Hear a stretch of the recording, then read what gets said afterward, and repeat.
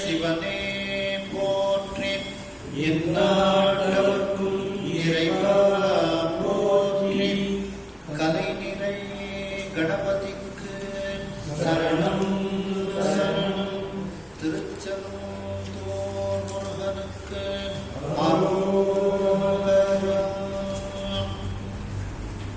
கைலாய பரம்பரையை சிவஞான போதனெறி காட்டும் வெண்ணை பயில் வாய்மை கண்டம் சந்ததி ஞான பாமுவாயே உயிராரும் பொழித்திருவடுதுறைவாள் குரு நமச்சிவாய தேவன் சயிலாதி மரபுடையோன் திருமரபு நீடோடி தழைகமாதோ. திருவாவடுதுறை ஆதீன ஸ்ரீ குருமாசன்ஞானம் அவர்கள் பொன்னார் திருப்படிகளை வணங்கியும், தருமபுர ஆதீன ஸ்ரீ குருமாசன்ஞானம் அவர்கள் பொன்னார் திருப்படிகளை வணங்கியும், தருமபுர ஆதீன ஸ்ரீமத் மீனாட்சி சுந்தரத்தம்பிரான் சுவாமிகள் பொன்னார் திருப்படிகளை வணங்கியும், இந்த திருவிளையாடல் புராண சிந்தனையை சிறப்பாக நடத்திக் கொண்டிருக்கக்கூடிய கனடாவில் இருக்கக்கூடிய திரு மோகன் தேவகுமார் ஐயா அவர்களுக்கு வணக்கத்தையும் நன்றியும் தெரிவித்து உங்களுக்கு அன்பான வணக்கத்தை தெரிவித்துக் கொள்கிறேன்.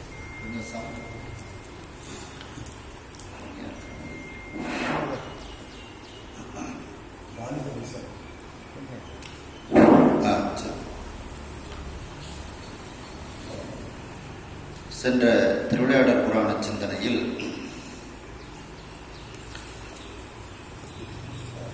சிவபெருமான் கைலாயத்திலிருந்து தடாதரை பிராட்டியாரை திருமணம் செய்ய மதுரை மாநகரத்திற்கு எழுந்தருளுகிறார்கள்.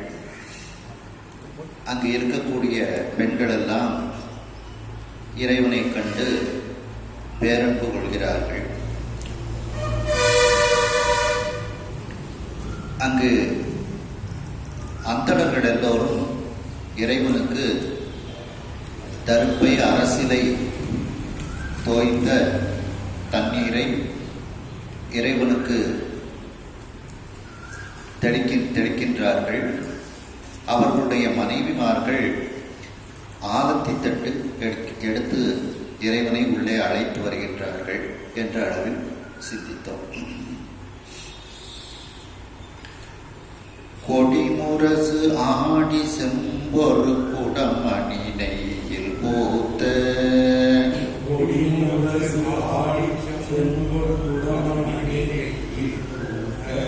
கடிமலர் அணைய தீபம் அங்குசம் கவரி என்னும்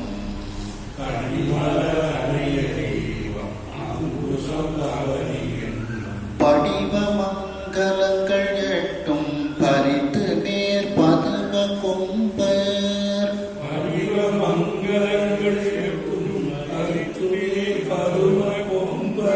வடிவினார் வந்து காட்ட மாளிகை மருங்கில் செல்வான்.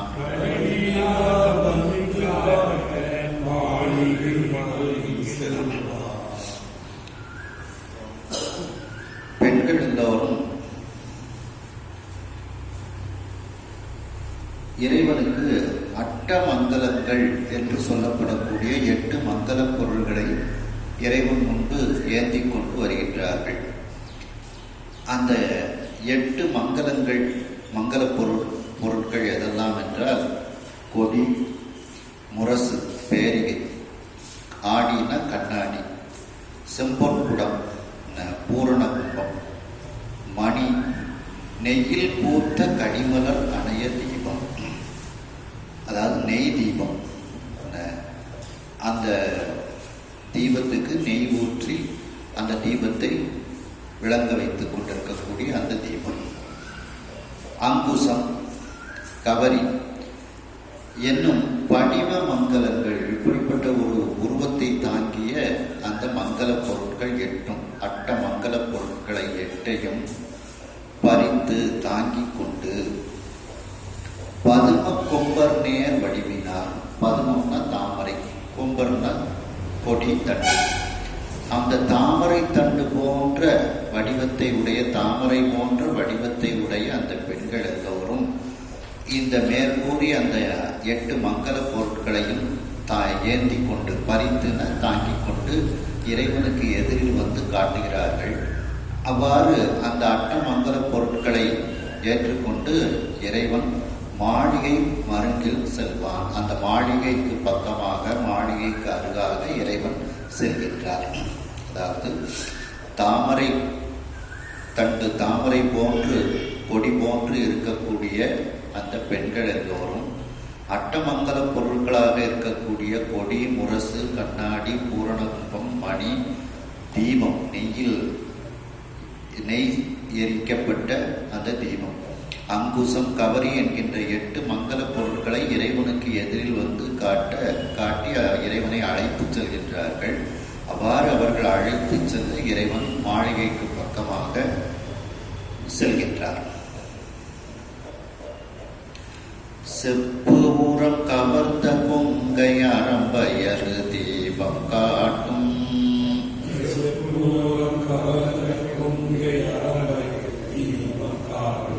துப்புரவு அன்பினார்க்கு தூயமே ஞானம் நல்கும்,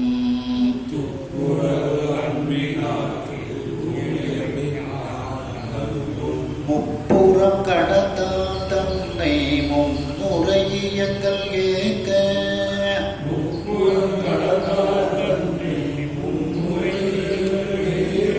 கப்புற விளக்கம் தாங்கி பலம் செய்ய கருணை பூத்தார், கப்புற விளக்கம் தாங்கி பலம் செய்ய கருணை பூத்தார். செப்புபுறம் கவர்ந்த கொங்கை அரம்பையர், அந்த செப்பு போன்ற மார்பகங்களை உடைய அந்த அரம்பையர்கள் எல்லாரும், அந்த தேவலோக பெண்கள் எல்லோரும் இறைவனுக்கு முன்பு அவர்கள் கற்பூர தீபங்கள் ஏற்றுகின்றார்கள். அந்த தீபம் ஏற்றினால் என்ன பலன் அப்படின்ட்டு இதுல சொல்லப்படுது. தீபம் காட்டும் துப்புரவு அன்பினார்க்கு, யாரெல்லாம் இறைவனுக்கு தீபம் காட்டுகிறார்களோ அப்படிப்பட்ட துப்புரவுனா தூய அன்பு. அந்த தூய அன்பு உடைய அந்த அன்பினார்க்கு இறைவன் தூய்மையான மெய்ஞானத்தை கொடுக்கின்றார். தூய மெய்ஞானம் நல்கும் இறைவன். அந்த இறைவன் முப்புறம் கடந்தான், திரிபுர சம்ஹாரத்தை அவன் செய்தவனாக இருக்கின்றான். மேலும் முப்புறம் கடந்தான்ங்கிறதுக்கு திரிபுர சம்ஹாரம் செய்தவன் அப்படின்னுட்டு எடுத்துக்கொள்ளலாம். மும்மலங்களும் அவனை இயல்பாகவே மலங்களிலிருந்து நீக்கியவன் அப்படிங்கிறது முப்புறம் கடந்தான்ங்கிறது. மும்மலங்களும் அவனிடத்தில் கிடையாது அப்படிங்கிற அர்த்தத்தில் எடுத்துக்கொள்ளலாம். ஏன்னா எரித்தான் அப்படின்னா நம்ம திரிபுர சம்ஹாரம்னு சொல்லலாம். இங்க முப்புறம் கடந்தான்ங்கிறதுனால முப்புறமாவது மும்மல காரியம்னு திருமந்திரத்தில் சொன்னது மாதிரி முப்புறம் கடந்தான் என்கிறதுனால இயல்பாகவே அவன் அந்த மும்மலங்களும் இல்லாதவன் அப்படின்ட்டு. அப்படிப்பட்ட அந்த இறைவன் தன்னை, அந்த சொக்கநாத பெருமானை மும்முறை அந்த பெண்கள் எல்லோரும், மேலே கூடிய அந்த தேவலோகத்து பெண்கள் எல்லோரும் 3 முறை இயங்கள் ஏங்க, இயங்கள்னா வாத்தியங்கள், இசை வாத்தியங்கள் முழங்க, ஏங்கன்னா முழங்க, கற்பூர விளக்கம் தாங்கி, கற்பூரம்னா கற்பூர தீபம், விளக்கம்னா தீபம்னு அர்த்தம். அந்த கற்பூர தீபத்தை தாங்கி இறைவனை வலமாக வருகின்றார்கள். தாங்கி வலம் செய்ய கருணை பூத்தான். அவர்களுக்கெல்லாம் தன்னுடைய மிகப்பெரிய மேலான கருணையை இறைவன் கொடுக்கின்றான். அந்த அரம்பையர்களுக்கு இறைவன் அருள் செய்கின்றான் அப்படிங்கிறாங்க. இப்போ தீபம்ங்கிறதுக்கு நிறைய இடங்கள்ல இறைவனுக்கு தீபம் காட்டுதல் அப்படின்ட்டு சொல்லப்படுது.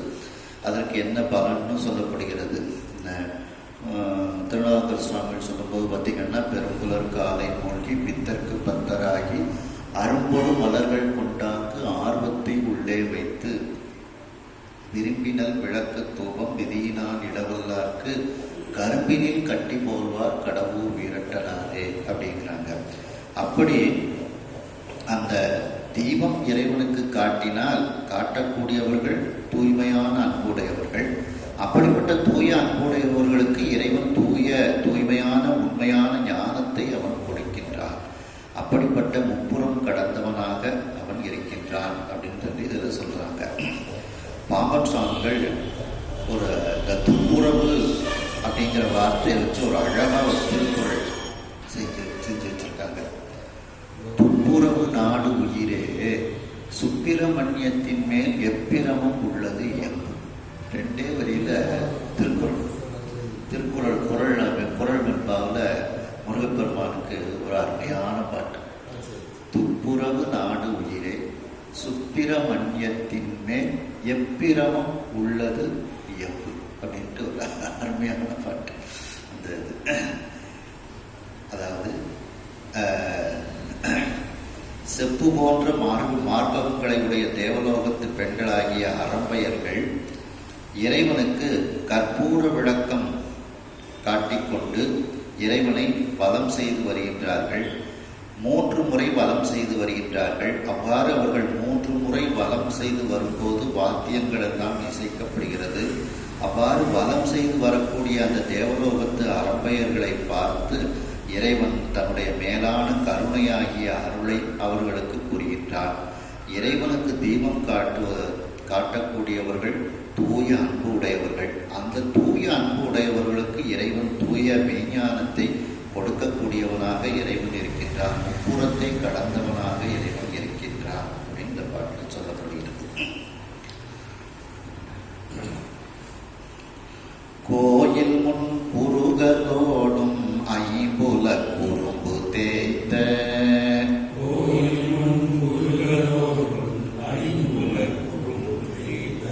தூய நாள் வேத செல்வர் சுபத்திகள் ஓத நந்தி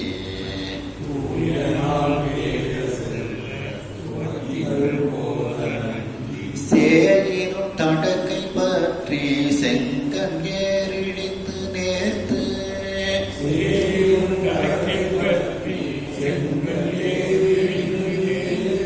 மாயனும் அயனும் நீண்டும் மதக்கரம் இருபால் பற்றி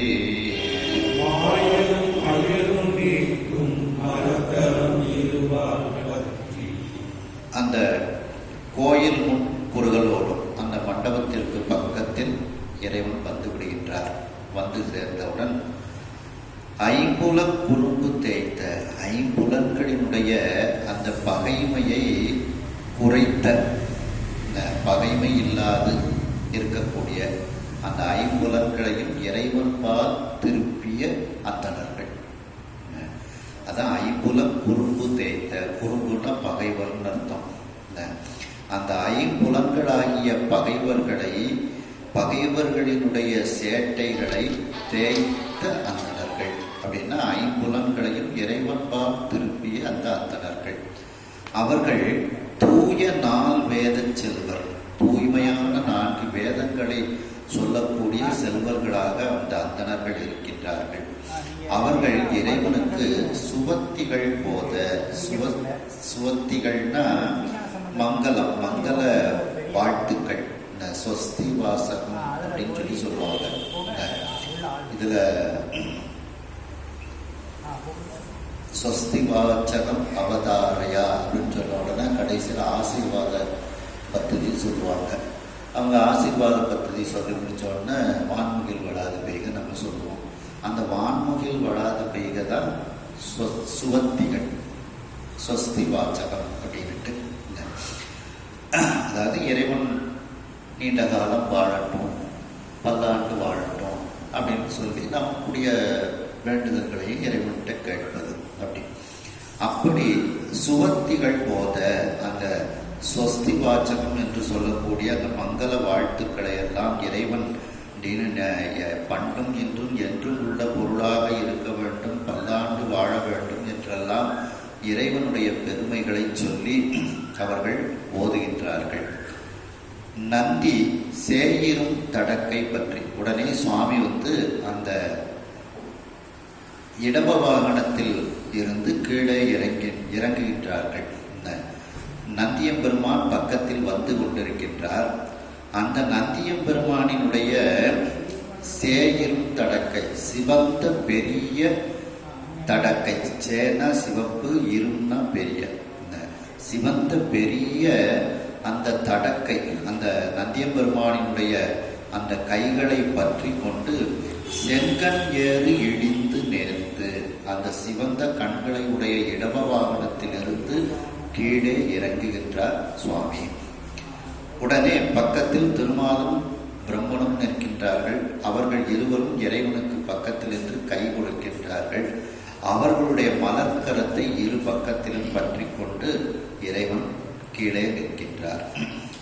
மாயனும் அயனும் நீட்டும் மலர்கரம், சுவாமிக்கு கைலாக்கு கொடுத்தல் அப்படின்ட்டு சொல்லுவாங்க. அந்த மலர் போன்ற அந்த கரத்தை பற்றி கொண்டு சுவாமி அங்கே கீழே நிற்கின்றார். அதாவது அந்த கோயிலுக்கு முன்னால், அந்த மண்டபத்திற்கு முன்பக்கத்தில் வந்தவுடன் அந்த ஐம்புலன்களை வென்ற, ஐம்புலன்களை இறைவன்பால் செலுத்திய அந்த 4 வேத அந்தணர்கள், 4 வேதங்களுக்குரிய அந்தணர்கள் இறைவனை நோக்கி சொஸ்தி வாசகம் எல்லாம் சொல்லுகின்றார்கள். நந்தியம்பெருமான் இறைவனுக்கு பக்கத்தில் நிற்கின்றார். அந்த நந்தியம்பெருமானினுடைய மிக சிவந்த பெரிய கைகளை பற்றி கொண்டு இறைவன் அந்த சிவந்த கண்களை உடைய இடப வாகனத்திலிருந்து கீழே இறங்குகிறார். அவர் இறங்கியவுடன் திருமாலும் பிரம்மனும் தங்களுடைய மலர்கரத்தை இருபக்கமும் நீட்டுகிறார்கள். அந்த கரங்களை பற்றி கொண்டு இறைவன் நடந்து வருகின்றார். அப்போ குறும்பு அப்படின்னா பகைவர்கள். 9ஆம் திருமுறையில் சொல்லும்போது பார்த்தீங்கன்னா, இவரும் பிறவி பவநீர் நீந்தும் ஏழையேற்கு என் உடன் பிறந்த ஐவரும் பகையே, யார் துணை என்றால் அஞ்சேல் என்று அருள் செய்வான அமரும் கோயில் அப்படின்ட்டு 9ஆம் திருமுறையில சொல்லுவாங்க.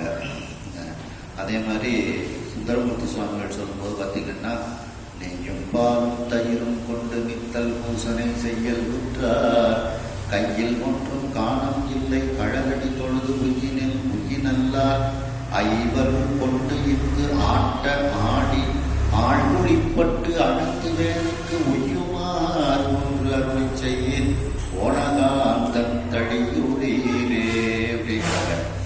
ஐவர் கொண்டு இங்கு ஆட்ட ஆடி ஆழ்மொழிப்பட்டு அடுத்துவே, அந்த ஐம்புல குறும்பை தேய்த்தவர்கள் தேய்த்த அந்தணர்கள் அப்படிங்கிறாங்க. அவ்வாறு இறைவன் அந்த கோயிலுக்கு முன், மண்டபத்திற்கு முன்பு வருகின்றார்கள். எதிர்த்து அருமறைகள் காணாது இழைத்து அடி சுமந்து காணும், எதிர்த்து அருமறைகள் காணாது இழைத்து அடி சுமந்து காணும், முதிர்ந்த அன்பு உருவமான பாதுகை முடிமேல் சக்தி, முதிர்ந்த அன்பு உருவமான பாதுகை சக்தி, பதித்தவர் தலைமேல் கொண்டு பாசவல் வினை தீர்த்து உள்ளம், பதித்தவர் தலைமேல் கொண்டு பாசவல் வினை தீர்த்து உள்ளம், பொதித்து பேரின்பம் நல்கும் பொன்னடி போது சாத்தி, பொறிந்து பேரின்பம் நல்கும் பொன்னடி போது சாத்தி, எதிர்த்து அருமறைகள் காணாது, எதிர்த்துன்னா தேடிய, இறைவனை தேடிய அந்த அருமையான மறைகள் இறைவனை காணாது இழைத்து போயிருக்கின்றது. இறைவனை காணாத அந்த அருமறைகள் துன்பப்பட்டு கொண்டு இருக்கிறது. அடி சுமந்து காணும் முதிர்ந்த அன்பு உருவமான பாதுகை, இறைவனுடைய திருவடியை சுமந்து இறைவனை காணக்கூடிய முதிர்ந்த அன்பு உருவமாக இறைவனுடைய பாதுகை, இறைவனுடைய செருப்பானது அங்கே இருக்கிறது. அதை போனதிலே நம்ம பார்த்தோம். அந்த வேத பொருடன் இறைவனுடைய செருப்பை, அந்த பாதுகையை தலைமேல் தாங்கி கொண்டு பின்னால் வருகின்றார் அப்படிங்கிறத நம்ம பார்த்தோம். அப்போ இந்த பாதுகை எவ்வளவு புண்ணியம் செஞ்சிருக்கணும் இறைவனுடைய திருவடியை தாங்குவதற்கு அப்படின்ட்டு. அந்த பாதுகை முடிமேல், அந்த பாதுகையின் மேலே சக்தி பதிந்தவர் தலைமேல் கொண்டு, அதாவது சக்தி பதிந்தவர்னா சக்தி நிபாதம் தம் அறிவில் பதிய பெற்றவர், சக்தி பதிந்தவர் தலைமேல் கொண்டு அவர்கள் இந்த திருவடியை இறைவனுடைய திருவடியை தங்கள் தலைமேல் கொண்டு பாச வல்வினை தீர்த்து, தங்களுடைய பாசத்தையும் வல்வினைகளையும் தீர்த்து உள்ளம் பொதிந்து உள்ளத்தை ஒடுக்கி பேரின்பம் நல்கும் பொன்னடி போது சாத்தி. அந்த திருவடியானது அந்த மேற்கூறிய தகுதி உடையவர்களுக்கு பேரின்பத்தை கொடுக்கக்கூடியதாக இருக்கிறது. அப்படிப்பட்ட அந்த திருவடியாகிய பொன்னடி போது சாத்தி, அந்த பொன் போன்ற திருவடி மலர்களை பாதுகை முடிமேல் சாத்தி நாங்கள் கொண்டு முடிச்சோம். அதாவது எதிர்ந்து அறுமுறைகள் காணாது இழைத்து அடி சுமந்து காணும் முதிர்ந்த அன்பு உருவமான பாதுகை முடிமேல் பொன்னடி போது சாத்தி. அந்த பாதுகையாகிய முடிமேல்னா மீதுன்னு அர்த்தம். அந்த பாதுகை மீது இறைவன் தன்னுடைய பொன்னான திருவடியை அதில் சாத்தினான் அப்படின்னு செருப்பு அணிந்து கொண்டார்னு அர்த்தம். இறைவன் செருப்பு அப்படின்னா தான் இப்போ புரியும் எல்லாருக்கும். பாதுகைன்னு சொன்னா புரியாது நிறைய பேருக்கு. அந்த பாதுகையை இறைவன் அணிந்து கொண்டான் அப்படின்ட்டு இதில் சொல்றாங்க. அந்த முடிமேல்ங்கிறதுக்கு அடுத்தால் இந்த கடைசி பொன்னடி போது சாத்திங்கிறத அங்கே கொண்டு வந்துட்டோம்னா அர்த்தம் முடிஞ்சிடும். அந்த திருவடி எப்படிப்பட்டது அப்படிங்கிறத தான் அடுத்தது சொல்றாங்க. அந்த திருவடி எப்படிப்பட்டதுன்னா சத்தினிவாதம் தம் அறிவில் பதிய பெற்றவர் இந்த திருவடியை நினைத்து கொண்டு அவர்களுடைய பாசம், அதாவது மும்மலங்கள் இருவினைகள் இவைகளை எல்லாம் தீர்த்து உள்ளத்தை ஒடுக்கி அவர்களுக்கு பேரின்பத்தை நல்கக்கூடியதாக அந்த திருவடி இருக்கின்றது. அப்படிப்பட்ட அந்த திருவடி பொன் போன்று இருக்கிறது, மலர் போன்று இருக்கிறது. அப்படிப்பட்ட அந்த பொன்னடி போதாகிய திருவடியை அந்த பாதுகையின் முடிமேல் இறைவன் சாத்தி அப்படின்னா அந்த பாதுகையை இறைவன் அணிந்து கொள்கின்றான் அப்படின்ட்டு. அதாவது தேடிக்கொண்டு இன்னமும் தேடிக்கொண்டு இருக்கக்கூடிய அந்த வேதங்கள் காணாது இழைத்து கொண்டிருக்கக்கூடிய அந்த திருவடி, அதை இந்த பாதுகையானது அந்த திருவடியை சுமந்து கொண்டு இறைவனுடைய திருவடியை காணும் பேறு பெற்றது. ஆகையினால் அந்த பாதுகை எப்படிப்பட்ட உருவமாக இருக்கிறது அப்படி என்றால் முதிர்ந்த அன்பு உருவமான பாதுகை.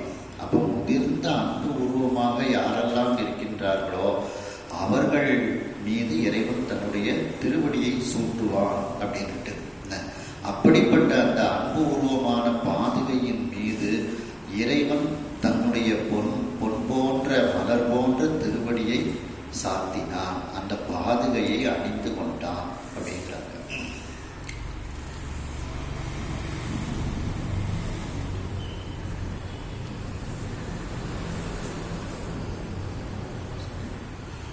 சத்தினிபாதம் பெற்றவர்கள் அப்படிங்கிறதுக்கு சக்தியினுடைய பார்வை பதிதல் அப்படின்ட்டு.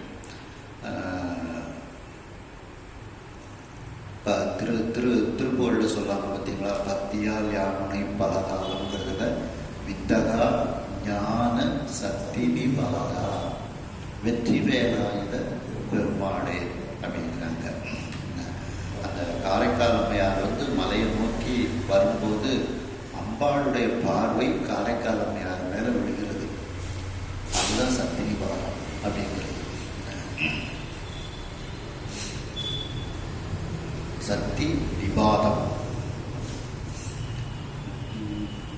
பையரவு புரியின நடைபடா பரப்பி பெய்த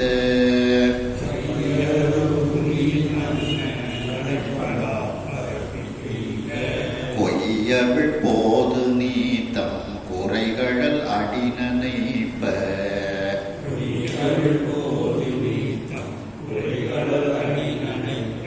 தெய்வ மந்தாரமாலி திருமுடி நனைப்ப தென்னர்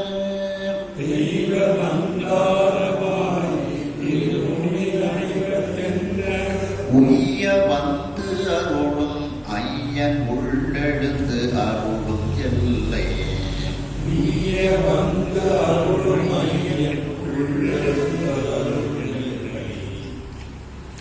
பையரவு புரியின் அண்ணன் சுவாமி நடந்து வர்றதுக்கு இந்த ஒரு போர்வை மாதிரி ஒன்று விரிப்பாங்க பார்த்தீங்களா, நீளமா நீங்கள் இந்த பிடிச்சிருக்கீங்கள்ல இந்த மாதிரி விரிப்பாங்க.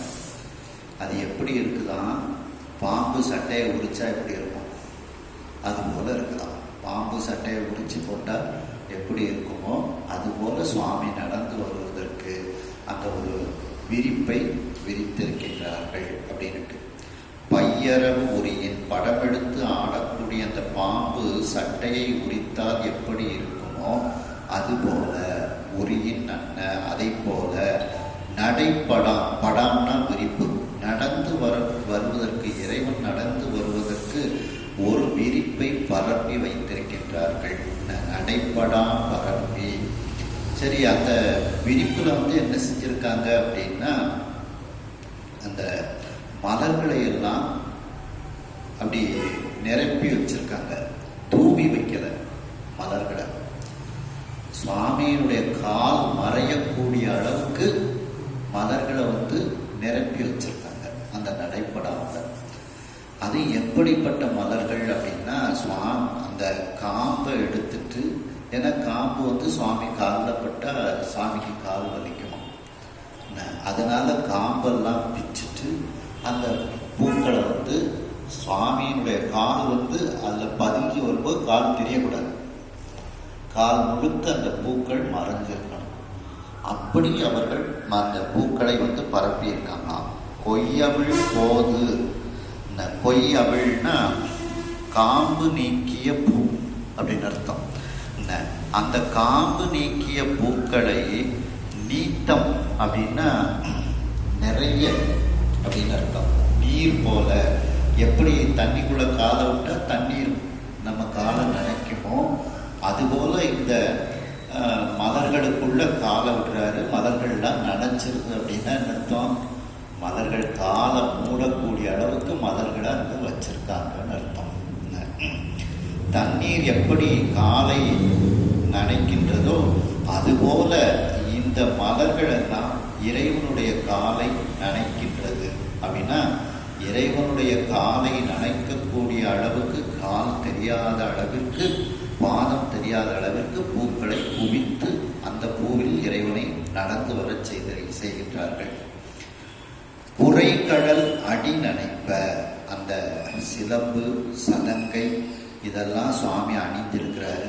அவைகளெல்லாம் சப்திக்கக்கூடிய, கடல்னா இங்க சிலம்புன்னு அர்த்தம். அப்படி அந்த சிலம்புகள் அணிந்த அந்த திருவடியை நனைப்ப அந்த மலர்கள் எல்லாம் நனைக்கின்றது. மேலும் அந்த மலர்களில் இருக்கக்கூடிய அந்த தேனும் இறைவனை குளிப்பாட்டுகிறது, நனைக்கின்றது அப்படின்னு அர்த்தம் எடுத்துக்கலாம். தெய்வ மந்தார மாறி திருமுடி நனைப்ப, அந்த மந்தார மலர்ன்றது கற்பக மலர்.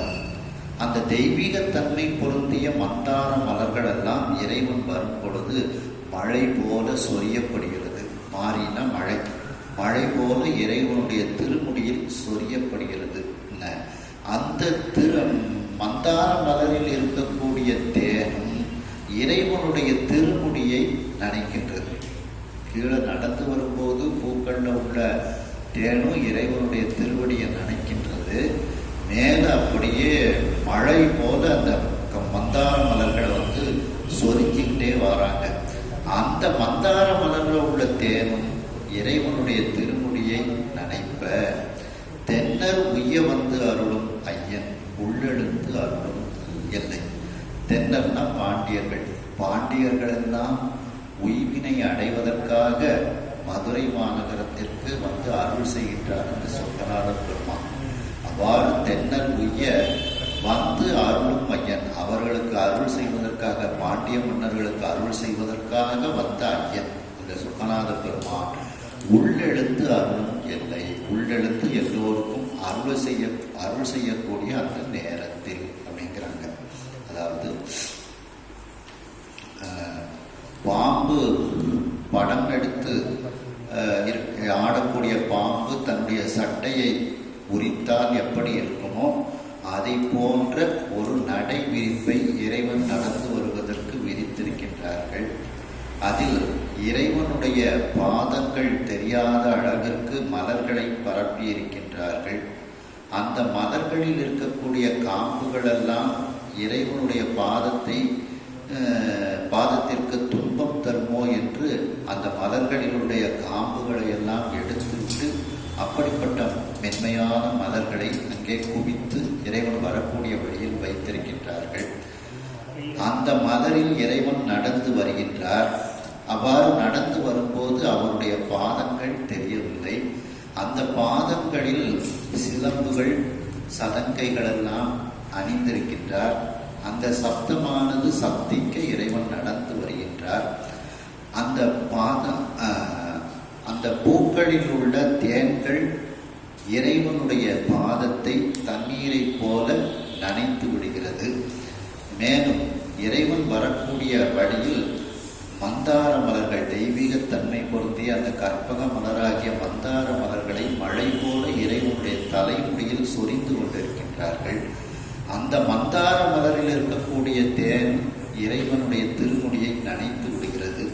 இவ்வாறு பாண்டிய மன்னர்கள் ஒழிவதற்காக மதுரை மாநகரத்திற்கு வந்து அருளக்கூடிய ஐயனாகிய சொக்கநாத பெருமான் அந்த கோவிலுக்குள் உள்ளே எழுந்து வருகின்றார் அப்படிங்கிறாங்க. இதுல சொல்றாங்க பார்த்தீங்களா,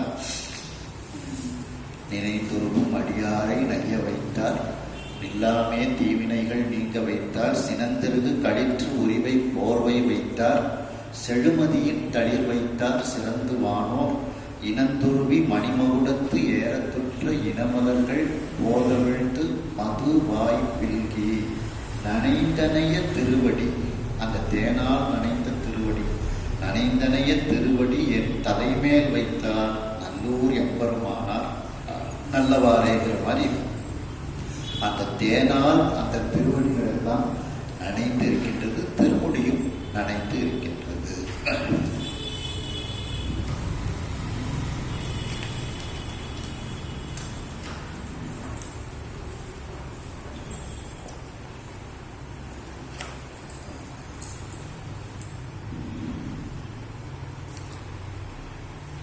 மங்கள மகளிரோடும் காஞ்சன மாலை வந்து, மங்கள மகளிரோடும் காஞ்சன மாலை வந்து, கங்கையில் முகந்த செம்போர் கரக நீர் அணையார் வாக்க, கங்கையில் முகந்த செம்போர் கரக நீர் அணையார் வாக்க, திங்களம் கண்ணி வேத சிவபரம் சோதி பாத, திங்களம் கண்ணி வேத சிவபரம் சோதி பாத, பங்கயம் விளக்கி அந்நீர் தலை பெய்து பருகி நின்றாள், பங்கயம் விளக்கி அந்நீர் தலை பெய்து பருகி நின்றாள். இப்ப காஞ்சன மாலை தடாதகை பிராட்டியாருடைய அம்மையார், அவங்க மங்கள மகளிரோடும் மங்களம் பொருந்திய மகளிர்களோடு பெண்களோடு காஞ்சன மாலை வருகின்றார்கள். காஞ்சன மாலை வந்து அந்த கங்கையில் முகந்த செம்பொற்கரக நீர், செம்பொற்கரகம் அப்படின்னா சிவந்த பொன், அந்த பொன்னாகிய குடத்தில், கரகம்னா கலசம், குடம் அப்படின்னு அர்த்தம். அந்த கலசங்களில், தங்க கலசங்களில் கங்கை நீரை நிரப்பி கொண்டு வருகின்றார்கள். கங்கையில் முகந்த நிரப்பிய செம்பொற்கரகம், கரகம்னா கலசம், அந்த பொற்கலசங்களில் கங்கை நீரை நிரப்பிக்கொண்டு அந்த பெண்கள் எல்லாம் வருகின்றார்கள். கரக நீர் அணையார் அப்படின்னா மங்கள மகளிர்கள், மேலே கூறப்பட்ட மங்கள மகளிர்கள், அவர்கள் எல்லோரும் வாக்க அப்படின்னா இறைவனுடைய திருவடியில் அந்த மங்கள பொருந்தி அந்த கங்கை நீரை இறைவனுடைய திருவடியில் சொரிகின்றார்கள். வார்க்க அப்படின்னா சொரிதல்னு அர்த்தம். இந்த கங்கை நீரை அந்த பெண்கள் எல்லாம் இறைவனுடைய திருவடியில் சொரிகின்றார்கள். திங்களம் கண்ணி வேய்ந்த சிவபரம் சோதி பாத பங்கயம் விளக்கி, அந்த பெண்கள் எல்லாம் இறைவனுடைய காலில் அந்த கங்கை நீரை விட்டவுடன் காஞ்சனமாலை அந்த கங்கை நீரை கொண்டு இறைவனுடைய திருவடியை அப்படியே கழுவுகின்றார்கள். இறைவனுடைய திருவடியை சுத்தம் செய்கின்றார்கள். திங்களம் கண்ணி வைத்த, திங்களாகிய சந்திரனாகிய அந்த அழகிய கண்ணி, திங்கள் கண்ணி, அந்த திங்கள் கண்ணியை தலையில் சூடிய வேய்ந்த தலையில் சூடிய சிவபரஞ்சோதி, அந்த மேலான ஜோதி சொரூபமாக இருக்கக்கூடிய அந்த சிவபெருமானினுடைய பாத பங்கயம் விளக்கி, பாத தாமரை, பங்கயம் தாமரை, அந்த பாத தாமரையை அந்த கங்கை நீரால் காஞ்சன மாலை விளக்கி கழுவி அந்நீர் தலை பெய்து பருகின்றாள். அந்த தண்ணீரை, அந்த புனித நீரை எடுத்து இறைவனுக்கு அபிஷேகம் செய்த நீர் அல்லவா, இறைவனுடைய திருவடிக்கு அபிஷேகம் செய்த கங்கை நீர் அல்லவா, அந்த நீரை தன்னுடைய தலையில் தெளித்து கொண்டு அந்த தீர்த்தத்தை சிறிது குடித்தும் அந்த காஞ்சன மாலை அங்கே நிற்கின்றாள். மருமகனுக்கு உரிய மரியாதையை காஞ்சன மாலை செய்கின்றார். இங்க மருமகனாக இருந்தாலும் எல்லாருக்கும் மேலான சிவபரம பொருள் அல்லவா, ஆகையினால் காஞ்சன மாலை சுவாமிக்கு அந்த மரியாதையை செய்கின்றார். அதாவது காஞ்சன மாலை மங்களமான பெண்களோடு அங்கே வருகின்றாள். இறைவனை எதிர்கொண்டு அழைக்கின்றாள். அந்த பெண்கள், மங்கள பெண்கள் எல்லாரும் பொற்கலசங்களில் கங்கை நீரை கொண்டு இறைவனுடைய திருவடியில் சொரிகின்றார்கள். அந்த இறைவனுடைய திருவடியை காஞ்சன மாலை விளக்குகின்றாள். கழுவி அந்த அபிஷேகம் செய்து, அந்த திருவடிக்கு அபிஷேகம் செய்து அந்த தண்ணீரை தன்னுடைய தலையிலும் தெளித்து கொண்டு உள்ளே பருகிக் கொள்கின்றாள் அந்த தீர்த்தத்தை. பாத நாள் மலர் மேல் ஈரம் புலர வெண்பட்டால் நீவே,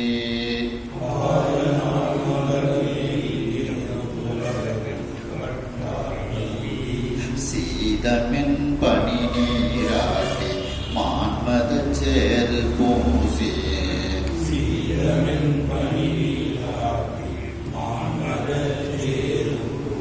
தாதமிழ் புது மந்தார பொன்மத சாத்தி சென்னி,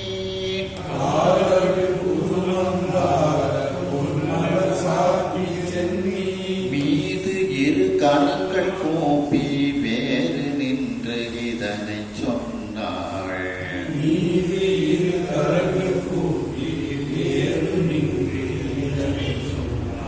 இப்போ காஞ்சன மாலை இறைவனுடைய திருவடிக்கு பாத பூஜை செய்கின்றார்கள். பாத நாள் மலர் மேல், அந்த அன்று அலர்ந்த பூ போல இறைவனுடைய திருவடி இருக்கிறது. நாள் மலர்னா புதிய பூவாக, புத்தம் புதிய பூவாக, அந்த அன்றைக்கு பூத்த பூ போல இறைவனுடைய திருவடி இருக்கிறது. அப்படி பூ போன்ற அந்த பாதங்களை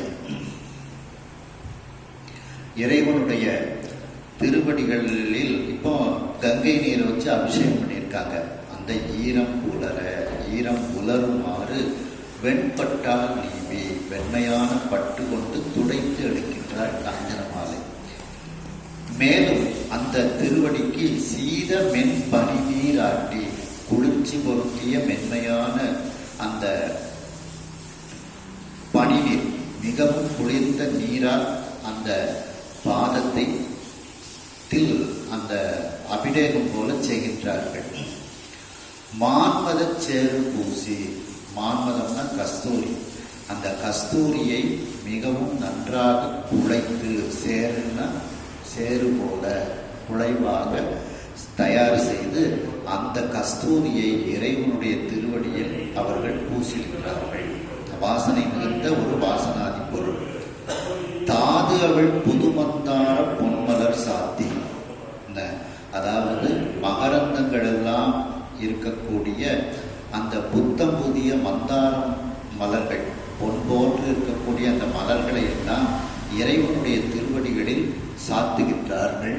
காஞ்சன மாலை சாத்தி சென்னி மீது, தன்னுடைய தலையின் மீது இரு கரங்கள் கூப்பி, இரண்டு கரங்களை தலையில் வைத்துக் கொண்டு வேறு நின்று இதனை சொல்வாள். கொஞ்சம் ஒதுங்கி நின்று இறைவனிடத்தில் இவ்வாறு ஒரு விண்ணப்பம் வைக்கின்றாள் காஞ்சன மாலை. அதாவது இறைவனுக்கு பாத பூஜை செய்கின்றார்கள் காஞ்சன மாலை. இறைவனுடைய புத்தம் புதிய மலர் போன்று, அன்றலர்ந்த மலர் போன்று இருக்கக்கூடிய பாதத்தின் மேல் இருக்கக்கூடிய அந்த கங்கை நீரை ஈரம் புலருமாறு வெண்பட்டால் துடைத்தெடுத்து, மேலும் அதில் குளிர்ச்சி பொருந்திய வாசனாதி நீரையெல்லாம் அதில் தெளித்து, மான்மதச்சேறு அந்த கஸ்தூரியை குழைவாக ஒரு குழம்பாக ஆக்கி இறைவனுடைய கால்களில் பூசுகின்றார்கள். மேலும் அந்த திருவடியில் மந்தார மலர்கள், பொன்மலர்களை எல்லாம் அணிவிக்கின்றார்கள். இவ்வாறு இறைவனுக்கு பாத பூஜை செய்து தன்னுடைய தலையின் மீது இரு கரங்களை கூப்பிக்கொண்டு கொஞ்சம் ஒதுங்கி நின்று இறைவனிடத்தில் இதை சொல்கின்றார்கள் காஞ்சன மாலை அம்மையார். அருமையால் அடியேன் பெற்ற அடங்கினை வதுவை செய்து,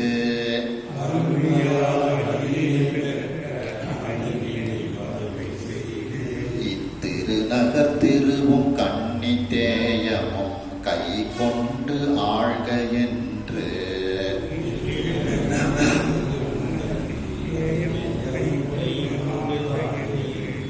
உரை செய்தாள். அதற்கு நேர்வார் உள்நகை உடையராகி, உரை செய்தால் அதற்கு நேர்வார் உள்நகை உடையராகி, மருகனார் இயங்கள் ஆற்ப பதுவை மண்டபத்தை சார்ந்தார். மருகனார் இயங்கள் ஆற்ப பதுவை மண்டபத்தை சார்ந்தார்.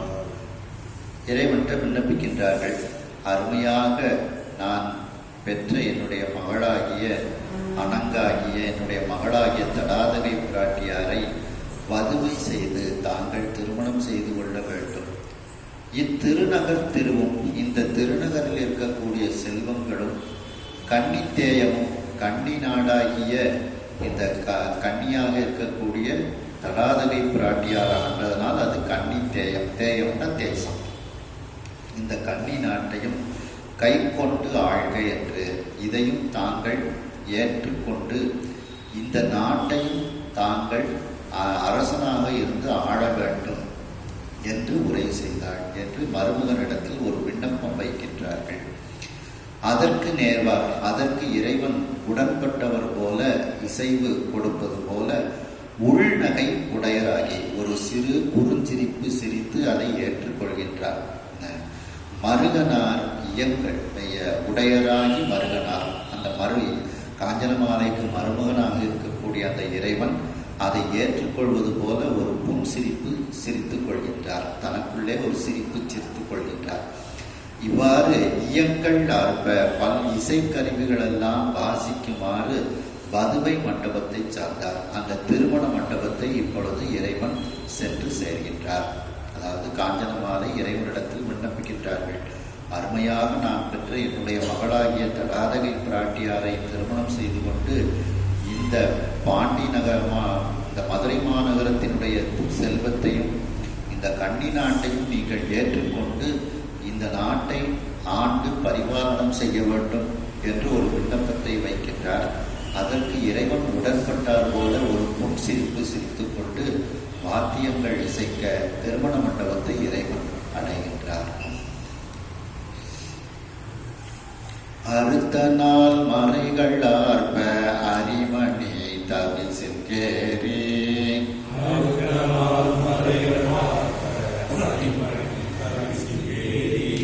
நிறுத்தம் ஆங்கு இருந்து சூழ நின்றமால் அயனை ஏனை,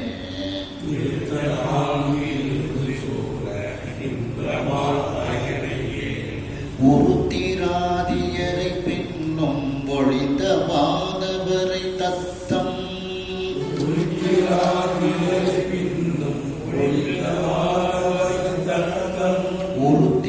ஆதியரை பெண்ணும் ஒழிந்த வானவரை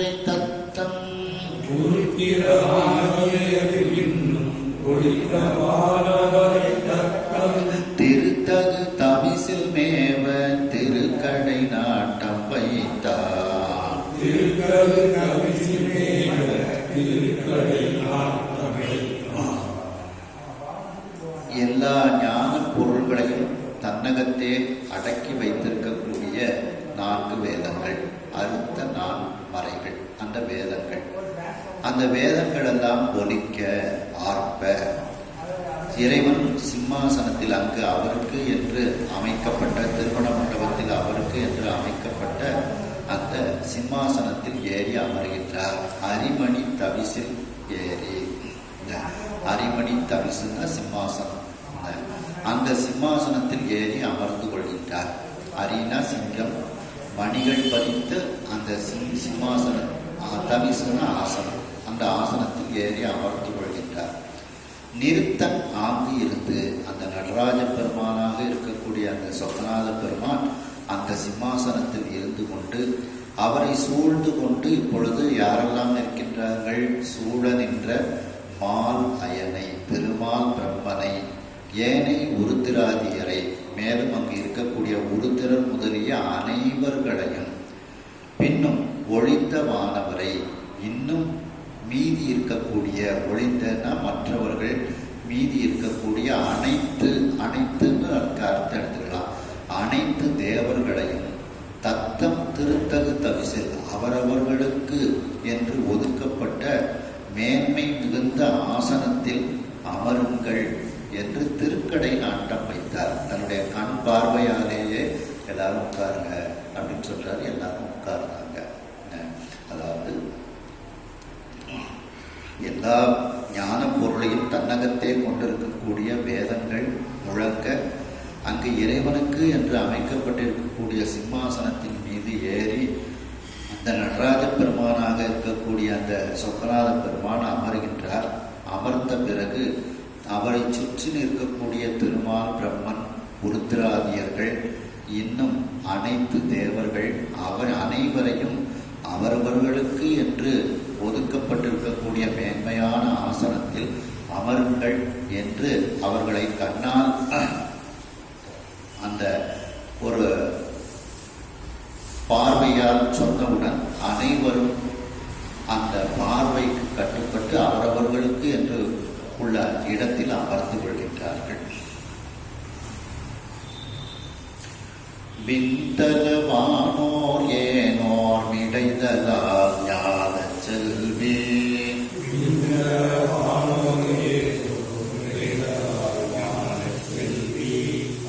பண்டைகள் அன்றி இன்று பரித்தங்கள் பௌவம் ஏழும்,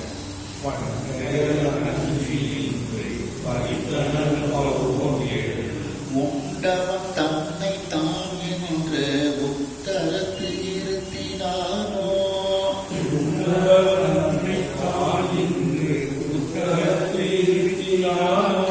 அண்ட நாயகம் தன் ஆனை வலியினோ அரியே அம்மா.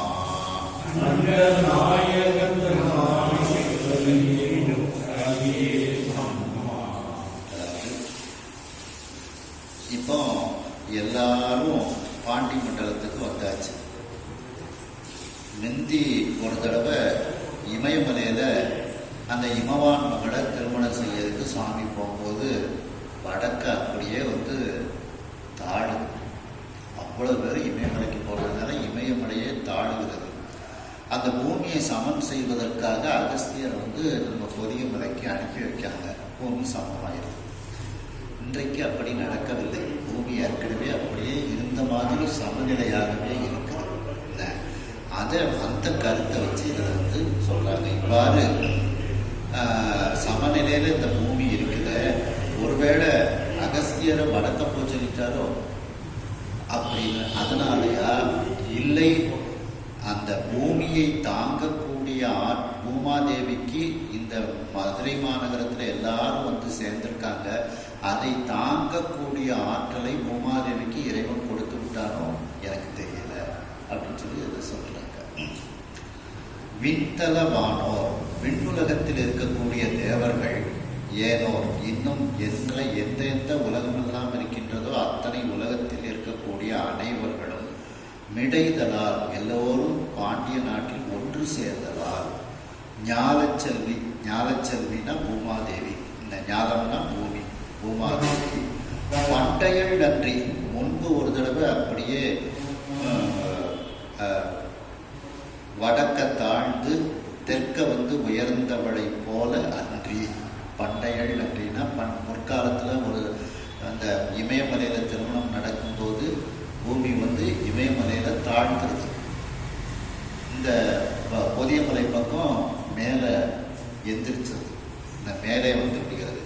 அதுபோல இல்லாமல் பண்டையள் நன்றி, முன்பு எப்படி ஒரு சமயம் அந்த பூமாதேவி இருந்தாளோ, அந்த கௌரியம்மை கல்யாணத்தில் இமயமலையில் எப்படி இருந்தாளோ, பூமியை தாங்க முடியாமல் இருந்தாளோ, அதுபோல இன்றைக்கு இல்லாமல் இன்று பறித்தனள், இன்றைக்கு சமநிலையில் அவள் இருக்கின்றாள். பூமி அங்கே இங்கேயும் உயரமும் இல்லை தாழமும் இல்லை, பூமி சமமாக இருக்கின்றது.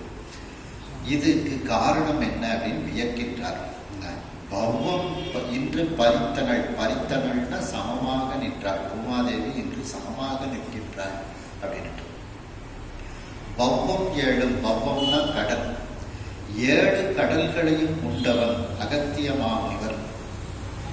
அந்த பௌவம் 7 உண்டவன் தன்னை, அந்த அகஸ்திய முனிவரை தான் இன்று உத்தரத்து இருத்தினானோ அந்த இறைவனானவன் இந்த இன்றைய திருக்கல்யாணத்திற்காக வடக்க, உத்தரம்னா வடக்கு, வட திசையில் அந்த இமயமலை பக்கம் போய் அகஸ்தியர் அங்கே போய் இருன்னு சொல்லி அங்கே இருத்தி வைத்து விட்டாரோ, அல்லது அண்டம் நாயகன் தன் அண்டங்களுக்கெல்லாம் நாயகனாகிய அந்த சொப்பநாத பெருமானினுடைய ஆணை வலியினோ, அந்த ஆணையாகிய வலிமையான ஆணைக்கு கட்டுப்பட்டு பூமாதேவி இன்றைக்கு சமமாக இருக்கின்றாளோ, இது என்ன காரணம் எனக்கு தெரியல அப்படின்ட்டு அறியே அப்படின்னு சொல்லி சொல்றாங்க.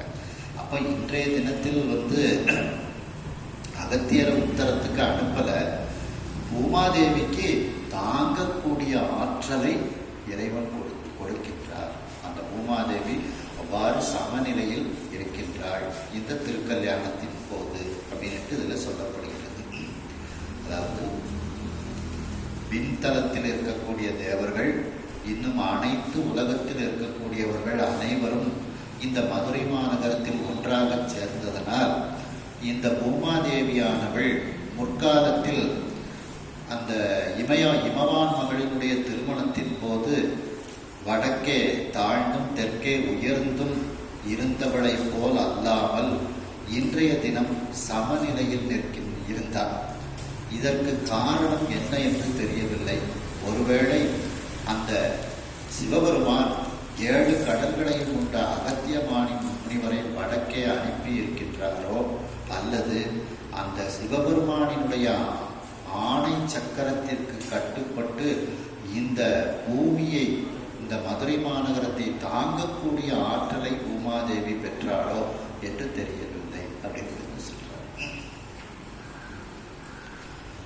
மாமணி தவிசில் வையே மணவினைக்கு அடுத்த ஓரை, மாமணி தவிசில் வையே மணவினைக்கு அடுத்த ஓரை, தாம்பரும் அழகும்பான தமணிய மலர் கொம்பு அண்ணார், தாம்பரும் அழகும்பான தமணிய மலர் கொம்பு அண்ணார், காமரு நடனம் நோக்கி கருணை செய்து இருந்தான் இப்பால், காமரு நடனம் நோக்கி கருணை செய்திருந்தான் இப்பால், கோமகள் பதுவை கோலம் புனை தீரம் கூறலுற்றே, கோமகள் பதுவை கோலம் புனை தீரம் கூறலுற்றே. மாமணி தவிசில் வைகி, அவ்வாறு மணிகள் எல்லாம் பதிக்கப்பட்ட அந்த சிம்மாசனத்தில் இறைவன் வீற்றிருக்கின்றார். இன்னும் திருமணத்திற்கு நேரம் இருக்கின்றது. மணவினைக்கு அடுத்த ஓரை, அந்த திருமணம் செய்யக்கூடிய அந்த மங்கள வினைக்கு உரிய நேரம், மன முகூர்த்தம் வரக்கூடிய அளவிற்கு இன்னும் கொஞ்சம் நேரம் இருக்கின்றது. தாம் வரும் அழகும், அந்த மங்கள முகூர்த்தம் வரக்கூடிய அளவிற்கும் வானத்தமணிய மலர் கொம்பு அண்டார், அந்த வானுலகத்தில் உள்ள அந்த பொன் போன்ற கொடி போன்ற அந்த அந்த பெண்கள் எல்லாம் பூத்த அந்த பொன் போன்ற கொடி போன்ற பெண்கள் எல்லோரும் காமரு நடனம் நோக்கி அழகிய நடனம் ஆடிக்கொண்டு இருக்கின்றார்கள். அந்த நடனத்தை இறைவன் பார்த்து கொண்டு இருக்கின்றார். கருணை செய்து இருந்தான். வரக்கூடியவர்களுக்கெல்லாம் தன்னுடைய மேலான கருணையை செய்து கொண்டு இறைவன் அந்த சிம்மாசனத்தில் வீற்றிருக்கின்றார். இது ஒரு பக்கம் இருக்க, இப்பொழுது அந்த அரச மகளாகிய தடாதகை பிராட்டியார் எப்படி திருமண அலங்காரம் செய்து கொண்டார்கள், திருமண கோலம் எப்படி அந்த அலங்காரத்தை செய்து கொண்டு செய்கின்றார்கள் என்பதை நான் உங்களுக்கு சொல்ல ஆரம்பிக்கின்றேன் அப்படிங்கிறாங்க. இப்போ அன்னைக்கே பார்த்தீங்கன்னா முதல்ல மீனாட்சி அம்மை அலங்காரத்தை செஞ்சுட்டு அதுக்கப்புறம் சாமி அலங்காரத்தை சொல்ல வேண்டியதானே. அப்படித்தான் முதல்ல சுவாமி அலங்காரம்லாம் முடிஞ்சு சாமி வந்தாச்சு. அதுக்கப்புறம் மணப்பெண் வர வரைக்கும் சுவாமி காத்துக்கிட்டு இருக்க வேண்டியதான். உலக வழக்க அப்படியே இதில் கொண்டு வந்துருந்தாங்க பாருங்க. மணமகன் 10 நிமிஷத்தில் வந்தாங்கன்னா மணமகள் வர்றதுக்கு 1 மணி நேரம் ஆகும். இது உலக வழக்கு. அது மாதிரி இப்போ சுவாமி உட்கார்ந்தாச்சு. இதுக்கப்புறம் தான் மணமகளுடைய அலங்காரம் பற்றியே ஆரம்பிக்க போகிறோம் அப்படிங்கிறாங்க. அதாவது இந்த உலக வழக்குக்கு தந்தாப்புல அந்த அலங்காரத்தையும் கொண்டு போகிறாங்க. இறைவன் இவ்வாறு மணிகள் பதிக்கப்பட்ட அந்த சிம்மாசனத்தில் அமர்ந்திருக்கின்றார். அந்த மங்களமான அந்த திருமண நேரம் வருவதற்கு இன்னும் சில நேரங்கள் இருக்கின்றது. அந்த நேரம் வரும் அளவும் இறைவன் அந்த வானுலகத்தில் உள்ள பொற்கொடி போன்ற மலர் போன்ற பெண்கள் எல்லாம் அழகிய நடனம் ஆடிக்கொண்டிருக்கின்றார்கள். அதை பார்த்து கொண்டும் அங்கு இருக்கக்கூடியவர்களுக்கும் கருணை செய்து கொண்டு அருள் செய்து கொண்டு இருக்கின்றார். இப்பொழுது அந்த தடாதகை பிராட்டியார் எப்படி திருமண அலங்காரம் செய்து கொண்டார்கள் என்பதை பற்றி கூற ஆரம்பிக்கின்றேன் அப்படிங்கிறாங்க.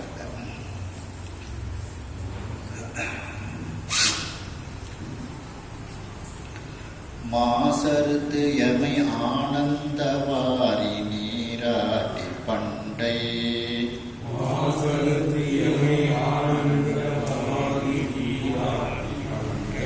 தேசு ஒரு விளக்க வல்ல சிவ பரம்பரையை செம்பொன்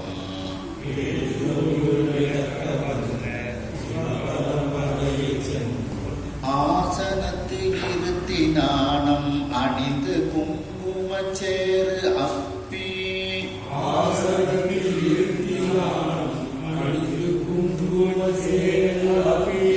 வாச நீராட்டினார்கள் மதிமுக கொம்பரன்னார்.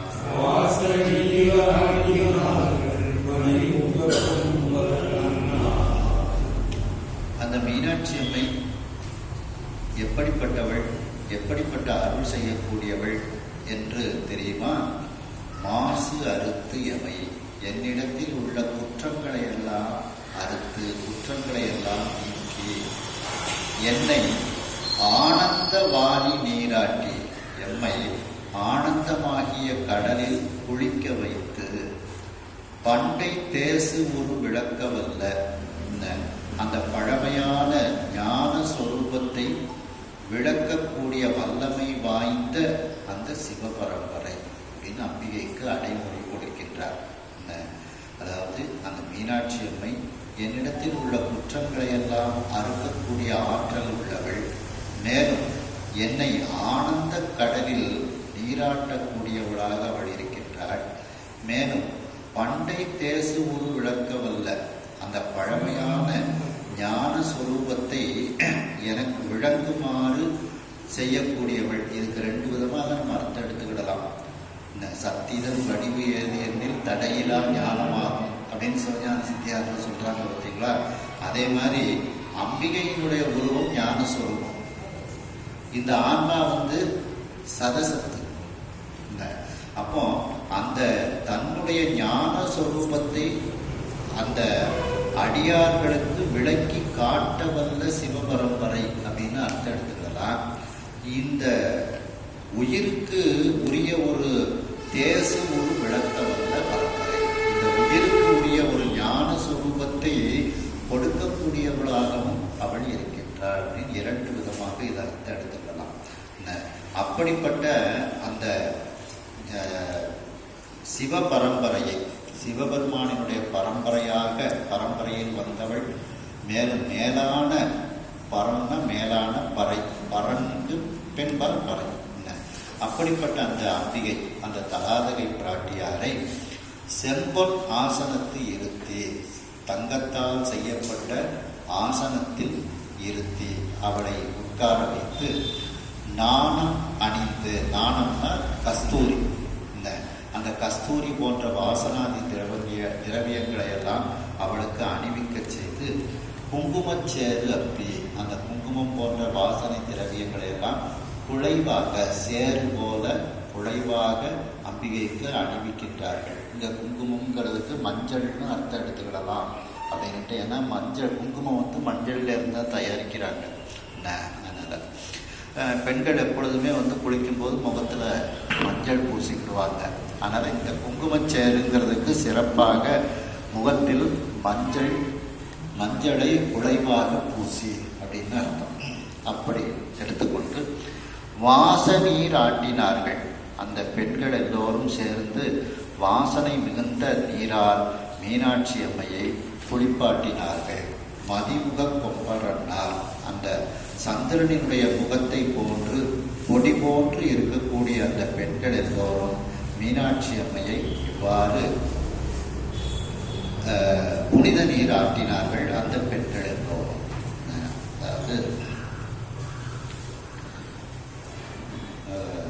மீனாட்சி அம்மை பிள்ளை தமிழில் சொல்லும் போது பார்த்தீங்கன்னா, நீராடல் பருவத்தில்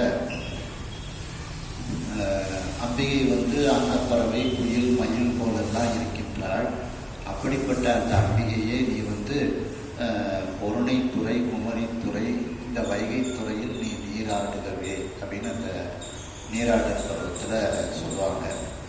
அதாவது கொள்ளைவள் கருவே படித்திடும் இமய கொத்தல் மடப்பிடி போல் கொற்கை துறையில் சிறை விரிய புனல் குடையும் அன்னப்பெடை போல் தெள்ளமுத கடல் நடுவில் தோன்றும் செடும் கமலக்குயில் போல் தெய்வ கங்கை திரையூடெடும் ஒரு செம்பவழக் கொடி போல் கள்ளவிழ் போதையல் குடலில் புனல் இசை கற்று பொற்றருவில் கடினர உண்ட மடப்பெடையோடு கலந்து முயங்கி வரி உள்ளுரை பூம்பொழில் மதுரை துறை மகள் புது நீராடுகவே.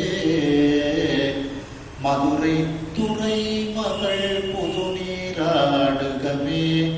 பொருணை துறையோடு குமரி துறையவள் புது நீராடுகவே. அப்படி மதுரை துறைக்கு மகளாக இருக்கக்கூடிய, மலையத்துவச பாண்டியனுக்கு மகளாக இருக்கக்கூடிய அம்பிகையே நீ புதுநீரில் குளிப்பாயாக. பொருணை நதி, குமரித்துறை, அந்த வைகை நதி, சில பாட்டில் வைகை நதின்னு சொல்லப்படும். இந்த நீரிலெல்லாம் நீ குளிப்பாயாக. நீராட அருமையாக வரும் இந்த பாடல்கள். அவ்வாறு அந்த சந்திரனை போன்ற முகத்தை உடைய, கொம்பு போன்ற கொடி போன்று இருக்கக்கூடிய பெண்கள் எல்லோரும் மீனாட்சி அம்மையை அந்த பொன் போன்ற பொன்னால் செய்யப்பட்ட ஆசனத்தில் அமர்த்தி கஸ்தூரி, குங்குமம் இவற்றை குழைவாக அம்பிகைக்கு பூசி வாசனாதி திரவியங்கள் கலந்த நீரினால் அம்பிகையை அவர்கள் நீராட்டினார்கள். மற்ற பெண்கள் எல்லோரும்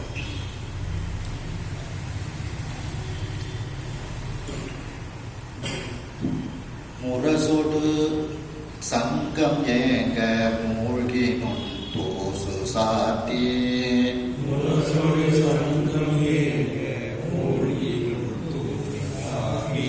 அரசியல் அறத்திற்கு ஏற்ப அந்தனக்கு உரிய தானம்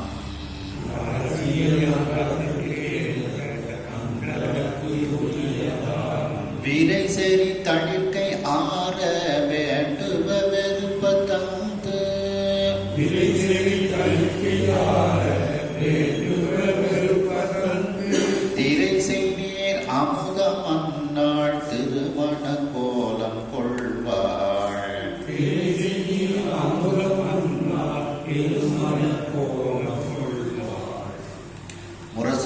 பேரிகைகள் சங்கங்கள் எல்லாம் முழங்குகிறது, ஏங்க மூழ்கி. இவைகளெல்லாம் ஏற்றுமாறு அம்பிகை குளிக்கின்றாள். அங்கு இந்த வாத்தியங்கள் எல்லாம் வாசிக்கப்படுகிறது. நுண் தூசு சாத்தி, தூசுன்னா ஆடை, நுண்மையான மென்மையான ஆடைகளை அணிந்து கொள்கின்றார். அரசியல் அறத்திற்கு ஏற்ப, அரசியல் தர்மத்திற்கு ஏற்ப அங்கு இருக்கக்கூடிய அந்தணர்களுக்கெல்லாம் அவரவர்களுக்கு என்ன என்ன தானங்கள் கொடுக்க வேண்டுமோ, ஒரு மங்கள நாளுக்கு சில தானங்கள் கொடுக்க வேண்டியது இருக்கும். அந்த தானங்களை எல்லாம், உரிய தானங்களை எல்லாம் அவளுடைய வாசனை மிகுந்த தளிர் போன்ற கைகள் ஆற, தளிர்கை ஆறன நிறைய வேண்டுக விருப்பத்தது, வேண்டு அவர்களுக்கு வேண்டியதை எல்லாம் மிகுதியாக, வெறுப்பென மிகுதியாக அவர்களுக்கு கொடுக்கின்றாள் தந்து. திரை செய்நீர் அமுதமன்னாள் திருமணம் கோலம் கொள்வாள். அவ்வாறு அந்த பார்க்கடலில் இருந்து கிடைத்த அமுதம் போன்றவள், திரைனா அலை, இடத்துல கடல், அந்த கடலிலிருந்து கிடைத்த அமுதம் போன்ற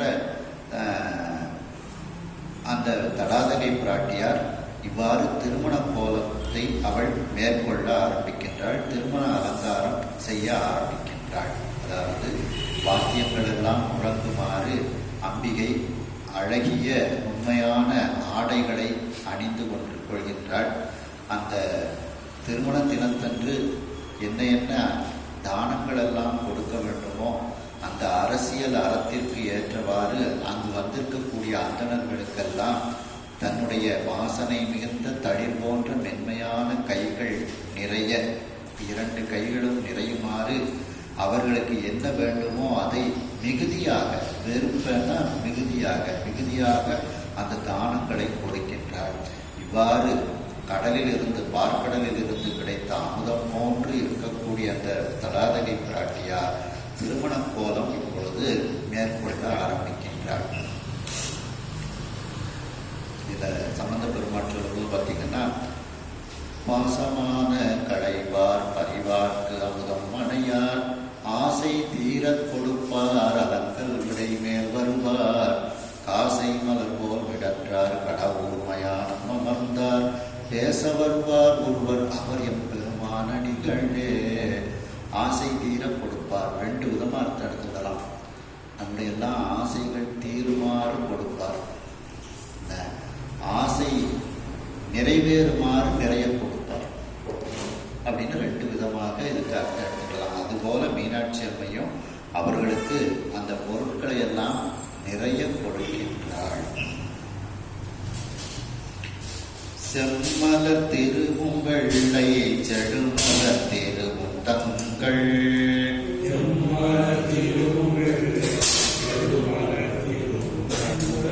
கைமலர் தவ பேரு நின்று காட்டுவார் போல நங்கை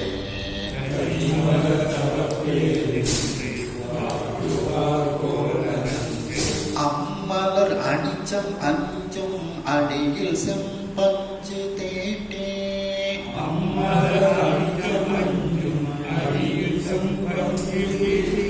மைமலர் குழல் மேல் வாச காசரை வழிய பெய்து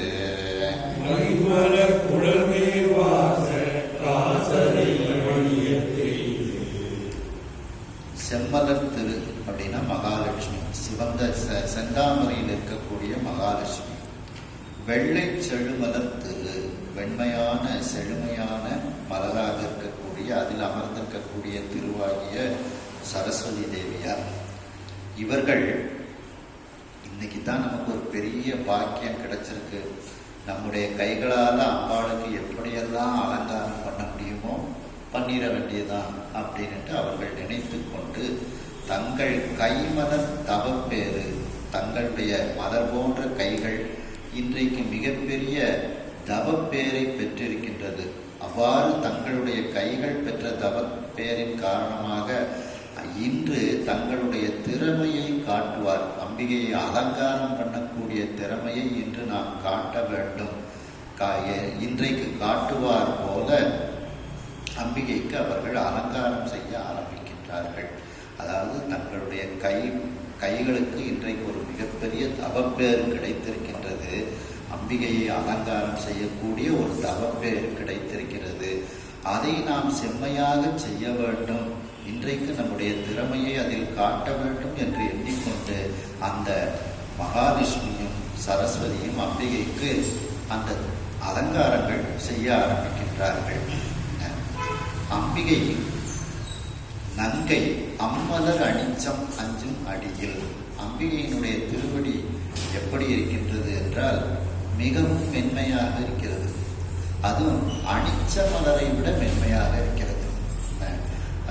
அந்த அணிச்ச மலரே அம்பிகையினுடைய பாதத்தை பார்த்து நம்முடைய மென்மையை விட இந்த அம்பிகையினுடைய பாதம் மிகவும் மென்மையாக இருக்கின்றது என்று பயப்படுகிறதாம், என்று நினைக்கின்றது. நங்கை அம்மலர் அணிச்சம் மற்றும் அடி. அந்த அம்பிகையினுடைய அந்த திருவடியானது அணிச்ச மலரே அஞ்சக்கூடிய அளவிற்கு மிகவும் மென்மை, அணிச்ச மலரை விட மென்மையான அந்த திருவடி. அந்த திருவடியில், அம்பிகையினுடைய அந்த திருவடியில் செம்பஞ்சு தீட்டி, செம்பஞ்சை கொண்டு அந்த செம்பஞ்சு குழம்பை அம்பிகையினுடைய கால்களுக்கு அவர்கள் அழகாக தீட்டி அலங்காரம் செய்கின்றார்கள். அந்த சிவந்த ஒரு காவி மாதிரி இருக்கும். அந்த வாசனாதி திரவியங்கள்லாம் சேர்ந்து அந்த செம்பஞ்சு குழம்பும்பாங்க. ஆடி மாதம் பெண்கள்லாம் காலில் அணிவாங்க பார்த்தீங்களா, அந்த இது அதில் நிறைய மூலிகை பொருட்கள் எல்லாம் கலந்து, வாசனாதி திரவியங்கள்லாம் கலந்து அந்த சிவந்த கலர் வருமாதிரி தயார் செய்து அதை அம்பிகையினுடைய காலிற்கு அவர்கள் பஞ்சை வைத்து அப்படியே தீட்டி அலங்காரம் செய்கின்றார்கள். அந்த செம்பஞ்சு தீட்டி மைமலர் குழல் மேல், மைனா கரும்பு, அந்த மைக்குழல் மலர்குழல்னு குறிச்சிருக்கோம். கரிய கூந்தல், மலர்களை அணிந்த கூந்தல். அப்படிப்பட்ட மலர்களை அணிந்த கரிய கூந்தல் மேல் மயிர்ச்சாந்து வழிய பெய்து, மயிர்ச்சாந்து நன்றாக அந்த கூந்தலில் இருக்குமாறு அதில் தடவுகின்றார்கள். அந்த கூந்தலுக்கு எண்ணெய் போல அந்த மயிர்ச்சாந்தை நாம் தேங்காய் எண்ணெய் தலையில் தடவிடுவோம், அதுபோல் அந்த மயிர்ச்சாந்தை அம்பிகையினுடைய கூந்தலுக்கு அவர்கள் பூசுகின்றார்கள். திருக்குறளில் சொல்லும்போது பார்த்தீங்கன்னா, மோப்பக்குழையும் அணிச்சம் முகம் தெரிந்து நோக்கக்குழையும் விருந்து அப்படின்ட்டு. அப்போ அணிச்ச மலர் மோந்தாத்தான் வாடும். ஆனால் விருந்து லேசாக முகத்தை ஒரு மாதிரி கோணலாக பார்த்தாலே விருந்து வாடிடும் அப்படின்ட்டு சொல்லி சொல்றது போல, அப்போ அந்த அணிச்ச மலர் எவ்வளவு மென்மையானது அப்படிங்கிறது அதில் சொல்றாங்க. அதை விட மென்மையானதான் அம்பிகையினுடைய திருவடி. அணிச்ச மலரே அம்பிகையினுடைய திருவடியை பார்த்துட்டு நம்முடைய மென்மைத்தன்மையை விட அம்பிகையினுடைய பாதங்கள் மிகவும் மென்மையாக இருக்கின்றது அப்படின்னு அந்த அணிச்ச மலர் நினைக்கின்றதான். மேலும் அந்த சகலகலாவணி மாலையில் சொல்லும்போது பார்த்தீங்கன்னா, பஞ்சப்பு இதம் தரு செய்ய பொற்பாத பங்கேறுமம் என் நெஞ்சத்தடத்து அலராதது என்னே அப்படிங்கிறாங்க. அந்த சரஸ்வதியினுடைய திருவடியும் அந்த செம்பஞ்சு குழம்பு பூசிய திருவடி, அப்படிப்பட்ட உன்னுடைய திருவடி என்னுடைய நெஞ்சமாகிய குளத்தில் அந்த தாமரை போன்ற திருவடி மலராமல் இருக்க காரணம் என்ன அப்படின்னு குமரகுருவர்கள் கேட்கின்றார்கள். அப்படி அந்த பஞ்சப்பு இதம் தரு செய்ய பொற்பாத பங்கேறுமம் என் நெஞ்சத்தடுத்து அலராதது என்ன அப்படின்ட்டு அந்த செம்பஞ்சு குழம்பை பற்றி சகலகலாவணி மாலையிலே குமரகுருவர் சுவாமிகள் சொல்கிறாங்க. அப்படிப்பட்ட அந்த செம்பஞ்சு குழம்பையெல்லாம் அம்பிகையினுடைய காலுக்கு அவர்களெல்லாம் பூசுகின்றார்கள். அந்த தலைக்கு மயிர்ச்சாந்துகளை எல்லாம் அவர்கள் அணிவிக்கின்றார்கள், பூசுகின்றார்கள். அதாவது மகாலட்சுமியும் சரஸ்வதியும் இன்றைக்கு தங்களுடைய கைகளுக்கு ஒரு மிகப்பெரிய தவப்பேறு கிடைத்து விட்டது. அந்த தவப்பேறு திறமையை நாம் இன்றைக்கு மீனாட்சி அம்மையினிடத்தில் காட்ட வேண்டும் என்பது போல அம்பிகைக்கு அவர்கள் அலங்காரம் செய்ய ஆரம்பிக்கின்றார்கள். அந்த அணிச்ச மலரை விட மென்மையான அம்பிகையினுடைய திருவடியில் செம்பஞ்சு குழம்பை அவர்கள் தீட்டி அலங்காரம் செய்கின்றார்கள். மேலும் அந்த கரிய மலர் அணிந்த கூந்தலில் அவர்கள் காசரை அப்படின்னா மயிர்ச்சாந்து, வாசனை மிகுந்த மயிர்ச்சாந்துகளை அந்த இவ்வாறு அம்பிகைக்கு மகாலட்சுமியும் சரஸ்வதியும் அலங்காரம் செய்கின்றார்கள். கொங்கையின் முகட்டில் சாந்தம் குளிர் பனி நீர் தோய்த்து அட்டி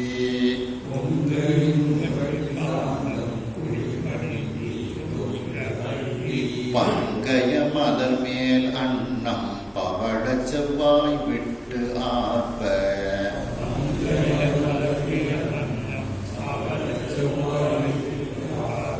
தங்கிய என்ன ஆர நூபுரம் ததும்ப செங்கேள்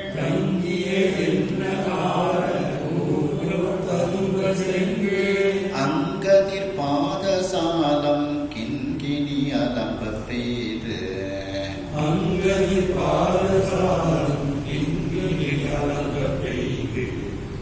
அம்பிகையினுடைய மார்பகங்களினுடைய உச்சியில் முகடுன உச்சியில் சந்தனம் குளிர்பனி நீர் தோய்த்து அட்டி குளிர்ந்த பனி போன்ற நீரில் அந்த சந்தனத்தை குழைவாக தோய்த்து அந்த சந்தனத்தை அம்பிகையினுடைய மார்பகங்களில் அட்டின பூசுகின்றார்கள். பங்கைய மலர் மேல் அந்த தாமரை மலர் மீது அன்னப்பறவைகள் பவழ செவ்வாய் விட்டு ஆர்ப்ப அவைகளினுடைய சிவந்த அந்த பவளம் போன்ற சிவந்த வாயை விட்டு ஒலிக்கும் தன்மை போல தங்கிய என்ன ஆற நுகரும் தருவ அந்த அம்பிகையினுடைய காலில் தங்கியிருக்கக்கூடிய அந்த சிலம்பு முத்துக்கள் பதித்த அந்த நூபுரம்னா சிலம்பு, அந்த சிலம்புகள் எல்லாம் ததும்ப அப்படின்னா ஒலி எழுப்ப, சிலம்புகள் ஒலிக்க. அந்த சிலம்புகள் ஒலிப்பது எப்படி இருக்கின்றது என்றால் தாமரை மலரில் அன்னப்பறவைகள் தங்களுடைய பவழம் போன்ற சிவந்த வாயினால் எப்படி சப்திக்கின்றதோ, எப்படி இனிமையான ஒலியை ஏற்படுத்துகிறதோ, அந்த அன்னப்பறவையினுடைய ஒலியை போல அம்பிகையினுடைய காலில் அணிந்திருக்கக்கூடிய அந்த நூபுரம்னா சிலம்பு, அந்த சிலம்புகள் ஒலிக்கின்றது. மேலும் செங்கேள் அப்படின்னா சிவந்த நிறம், சிவந்த நிற ஒளியை உடைய அங்கதிர் பாதசாலம், அழகிய ஒளியை உடைய பாதசாலம் அப்படிங்கிற ஒரு ஆபரணம். கிண்கிணி அலம்ப பெய்து, பாதசாலம்ங்கிறது ஒரு காலுக்கு அணியக்கூடிய ஒரு ஆபரணம், கிண்கிணிங்கிறது ஒரு ஆபரணம். இவைகளையெல்லாம் சப்திக்குமாறு அம்பிகையினுடைய கால்களில் அணிவிக்கின்றார்கள். அதாவது அந்த பெண்கள் எல்லோரும் அம்பிகையினுடைய மார்பில் குளிர்ந்த சந்தனத்தை பூசுகின்றார்கள். மேலும் தாமரை மலர் மேல் அன்னப்பறவைகள் தங்களுடைய சிவந்த வாய்களினால் எப்படி இனிமையான ஒலியை எழுப்புமோ அதுபோல அந்த தாமரை மலர் மேல் இப்பொழுது அன்னம் போல இந்த தடாதகை பிராட்டி வீற்றிருக்கின்றாள். அந்த அன்னப்பறவை காலில் அந்த தடாதகை பிராட்டியினுடைய கால்களில் மூவுரங்கள் சிலம்புகள் அணிவிக்கின்றார்கள். அந்த சிலம்புகள் அந்த அன்னப்பறவை எப்படி சப்திக்குமோ அதுபோல சப்திக்கின்றது. மேலும் சிவந்த நிற ஒளியை உடைய பாதசாலம் என்கின்ற காலணிகளையும் கிண்கிணி என்ற காலணியையும் அந்த அலம்ப பெய்து சப்திக்குமாறு அம்பிகையினுடைய கால்களில் அணிவிக்கின்றார்கள். அதாவது அம்பிகையினுடைய கால்களில் சிலம்பு, பாதசாலம், கிண்கிணி போன்ற அந்த காலணிகளை எல்லாம் அம்பிகைக்கு அணிவிக்கின்றார்கள். எண்ணிரண்டு இரட்டி கோத்த விரிசிகை 21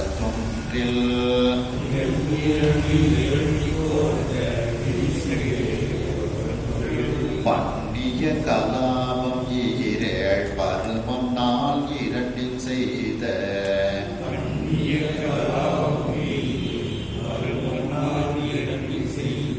வண்ண மேகலை இரண்டில் காஞ்சி இவ்வகையோர் ஐத்தும்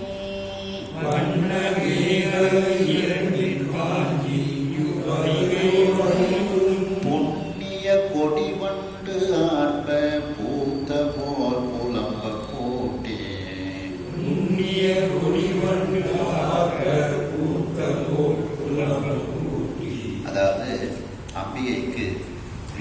விரிசிகை, கலாபம், பருமம், மேகலை, காஞ்சி அப்படின்னு ஒரு 5 விதமான ஆபரணங்களை அணிவிக்கின்றார்கள். விரிசிகை, கலாபம், பருமம், மேகலை, காஞ்சின்னுட்டு.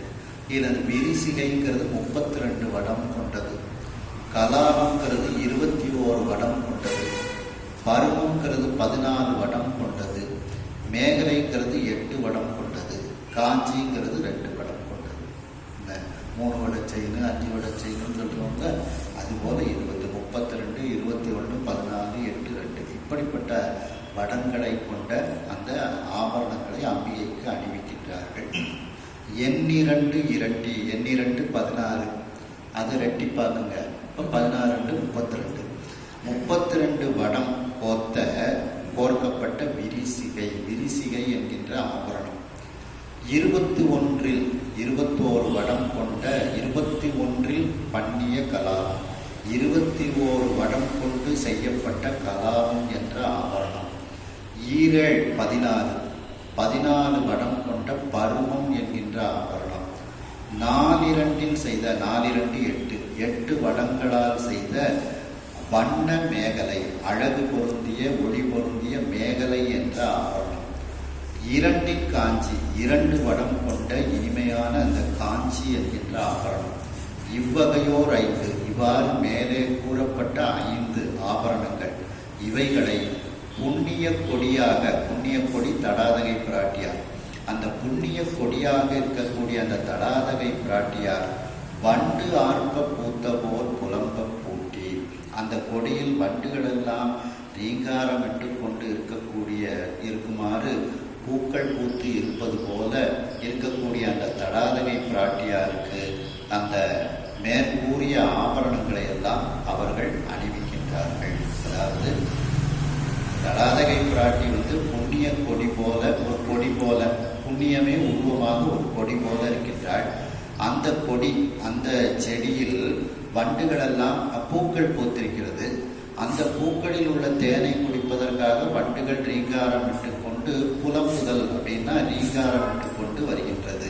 அப்படிப்பட்ட அந்த புண்ணிய கொடி போல இருக்கக்கூடிய தடாதகை பிராட்டியாருக்கு மேற்கூறிய 5 ஆபரணங்களையும் பூட்டி அணிவித்து, புண்ணிய கொடி போல் இருக்கக்கூடிய அந்த தடாதகை பிராட்டியாருக்கு 32 வட விரிசிகை, 21 வட கலாபம், 14 வட பருமம், 8 வட மேகலை, 2 வட காஞ்சி போட்டிய ஆபரணங்களை எல்லாம் புண்ணிய கொடி போல இருக்கக்கூடிய மீனாட்சி அம்மைக்கு பூட்டி அழகு பார்த்தார்கள் அங்கு இருக்கக்கூடிய பெண்கள் என்று இந்த அளவில் இந்த சிந்தனையை நிறைவு செய்து மீண்டும் அடுத்த சிந்தனையில் தொடர்வோம்.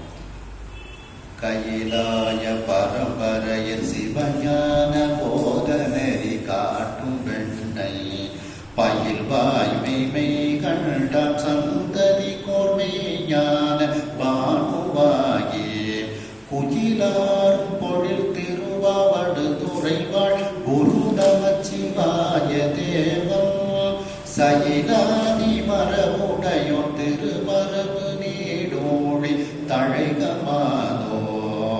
ஹர நம பார்வதி பதையே. வெற்றி